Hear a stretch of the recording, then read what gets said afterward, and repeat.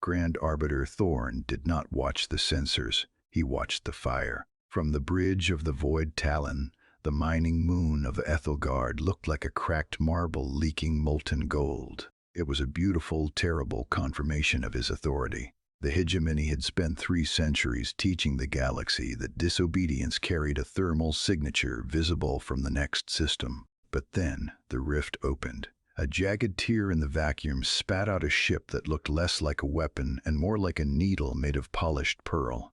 The solstice drifted into the graveyard of Ethelgard, ignoring the hegemony's battle line, and a voice crackled through the command deck. It was soft, devoid of the synthetic gravel Thorn used to terrify subordinates. The galaxy's worst nightmare spoke with a gentle Terran accent. The transition from total dominance to sudden, bone-deep confusion happened in the span of a single breath. Just an hour ago, Thorn had been the undisputed architect of the sector's suffering. Now he was staring at a vessel that shouldn't exist, hailing from a system the star charts had labeled as a dead, frozen waste. In truth, the hegemony had built its entire logic on the idea that strength was a ladder. You climbed it by crushing the rungs beneath you. Thorn had climbed higher than anyone. He understood kinetic yields. He understood the psychological weight of an orbital bombardment. But as the solstice hummed, its hull shimmering with a light that didn't reflect the dying moon's fires, he felt a strange, cold prickle on the back of his neck. The sensors finally began to scream. The data was impossible. The Terran ship wasn't using antimatter or fusion. It was drawing energy from the rift itself, tapping into a well of power that made the Void Talon's massive engines look like primitive steam whistles. Thorn remembered the first time he'd seen a planet break. He had been a young commander then, eager to prove his resolve. He had believed that the universe was a predator's playground. But the Terrans hadn't fired a shot. They simply sat there, a silent witness to his cruelty, their presence acting like a mirror he didn't want to look into. Ironically, the hegemony's greatest weakness was its own certainty. They had spent so long perfecting the art of the kill that they had forgotten how to recognize a shield. When Thorn ordered the forward batteries to lock on, the solstice didn't bank or weave. It didn't raise a shimmering energy screen. It simply stayed. A single communication burst hit the Talon's main screen. It wasn't a threat. It wasn't a plea for mercy.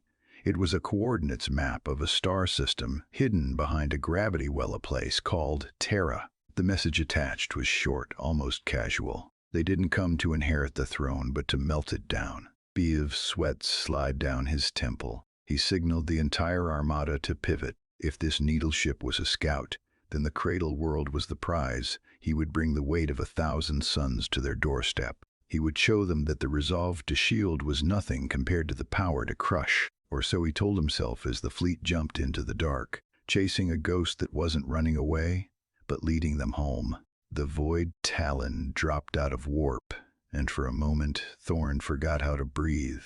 It wasn't a planet. It was a sun wrapped in silver, a star system that had been dismantled and rebuilt into a singular cohesive consciousness of metal and light.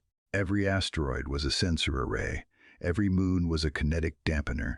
The hegemony's 1,000-ship armada, the terror of a dozen sectors, looked like a swarm of angry gnats buzzing around a cathedral.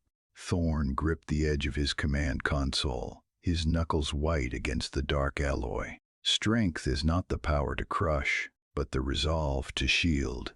The words from the Terran transmission finally drew blood. He didn't wait for a tactical analysis. He couldn't. The sheer scale of the Terran fortress invalidated every formation his admirals had ever mastered. He screamed the order to fire, a desperate guttural command to unleash every antimatter warhead in the tubes. The silence that followed was absolute.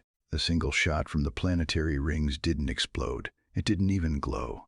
It was a pulse of pure, coherent gravity that didn't destroy the hegemony's flagship so much as it simply turned off its heart. The HUDs went dark.